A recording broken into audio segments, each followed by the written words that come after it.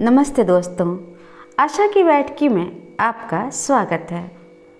हिंदी साहित्य में प्रमुख कवि और गद्यकार के रूप में स्थापित श्री सियाराम शरण गुप्त जी की रचनाओं में बुद्धि के तर्क वितर्क की अपेक्षा हृदय की कोमल भावनाओं को अधिक महत्ता मिली है। ऐसे ही एक कहानी है काकी, जिसमें गुप्त जी ने बालमन के मनोभावों को काफ़ी खूबसूरती से बयान किया है। श्यामू एक छोटा सा बच्चा है जिसकी काकी माँ मृत्यु को प्राप्त हो जाती है। जीवन और मरण की सच्चाई से अनजान श्यामू को पता चलता है कि उसकी काकी आकाश में राम के पास चली गई है। इसके बाद श्यामू अपनी माँ को वापस लौटाने की कोशिश में लग जाता है। अब सुनिए यह छोटी सी कहानी आशा की जुबानी।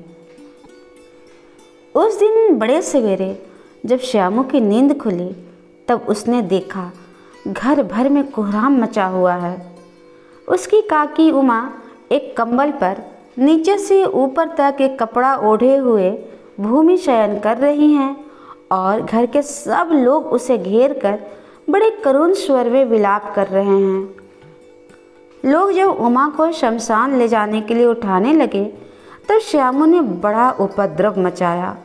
लोगों के हाथ से छूटकर वह उमा के ऊपर जा गिरा। बोला, काकी सो रही हैं, उन्हें इस तरह उठाकर कहाँ लिए जा रहे हो? मैं ना ले जाने दूंगा। लोग बड़ी कठिनता से उसे हटा पाए। काकी के अग्नि संस्कार में भी वह ना जा सका। एक दासी राम राम करके उसे घर पर ही संभाले रही। यद्यपि बुद्धिमान गुरुजनों ने उन्हें विश्वास दिलाया कि उसकी काकी उसके मामा के यहाँ गई है, परंतु असत्य के आवरण में सत्य बहुत समय तक छिपा न रह सका। आसपास के अन्य अबोध बालकों के मुंह से ही वह प्रकट हो गया। यह बात उससे छिपी न रह सकी कि काकी और कहीं नहीं, ऊपर राम के यहाँ गई है। काकी के लिए कई दिन तक लगातार रोते रोते उसका रुदन तो क्रमशः शांत हो गया, परंतु शोक शांत ना हो सका। वर्षा के अनंतर 1 ही 2 दिन में पृथ्वी के ऊपर का पानी अगोचर हो जाता है, परंतु भीतर ही भीतर उसकी आर्द्रता जैसे बहुत दिन तक बनी रहती है। वैसे ही उसके अंतस्थल में वह शोक जा कर के बस गया था। वह प्रायः अकेला बैठा बैठा शून्य मन से आकाश की ओर ताका करता।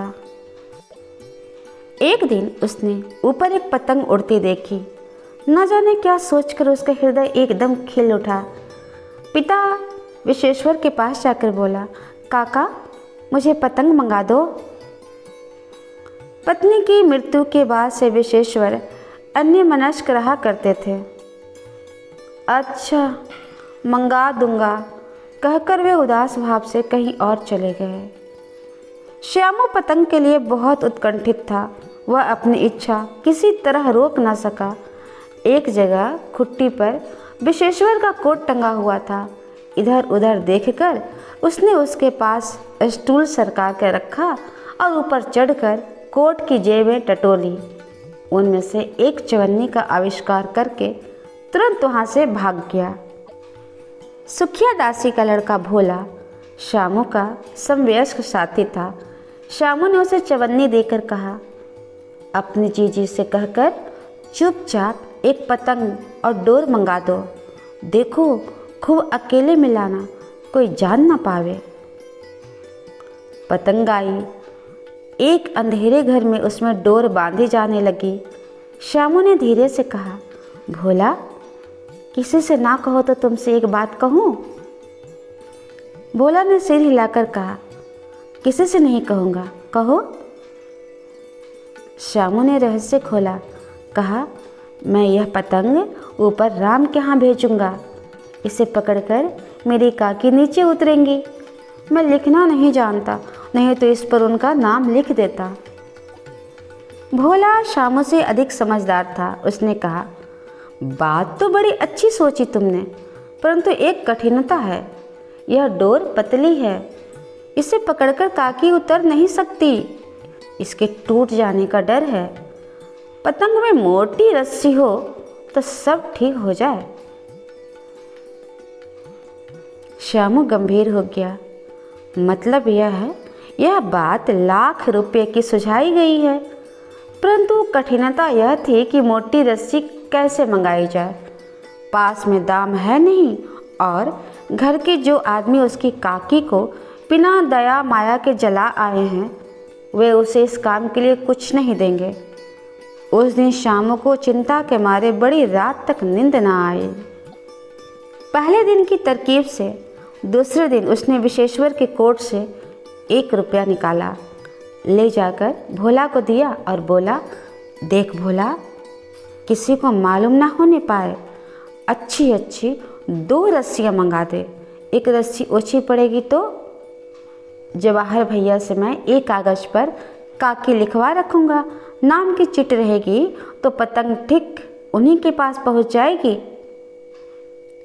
2 घंटे बाद प्रफुल्ल मन से श्यामू और भोला अंधेरी कोठरी में बैठे बैठे पतंग में रस्सी बांध रहे थे। अकस्मात शुभ कार्य में विघ्न की तरह उग्र रूप धारण किए विशेश्वर वहां आ घुसे। भोला और श्यामू को धमका कर बोले, तुमने हमारे कोट से रुपया निकाला है? भोला सकबकाकर एक ही डांट में मुखबिर हो गया। बोला, श्यामू भैया ने रस्सी और पतंग मंगाने के लिए निकाला था। विशेश्वर ने श्यामू को 2 तमाचे जड़ कर कहा, चोरी सीखकर जेल जाएगा? अच्छा, तुझे आज अच्छी तरह समझाता हूँ। कहकर फिर तमाचे और जड़े और कान मलने के बाद पतंग फाड़ डाला। अब रस्सियों की ओर देखकर पूछा, ये किसने मंगाई? भोला ने कहा, इन्होंने मंगाई थी। कहते थे इससे पतंग तान कर काकी को राम के यहाँ से नीचे उतारेंगे। विशेश्वर हतबुद्धि होकर वहीं खड़े रह गए। उन्होंने फटी हुई पतंग उठाकर देखी। उस पर चिपके हुए कागज पर लिखा हुआ था, काकी इतिश्री। कहानी आपको कैसी लगी कमेंट बॉक्स में ज़रूर लिखें और अपनी पसंद की कहानियाँ जो आप सुनना चाहते हैं कमेंट बॉक्स में लिखकर ज़रूर बताएं। और ऐसे ही सुंदर अच्छी कहानियों को सुनने के लिए कृपया इस चैनल को सब्सक्राइब कर लें, लाइक ज़रूर करें और अधिक से अधिक इसे शेयर करें। धन्यवाद।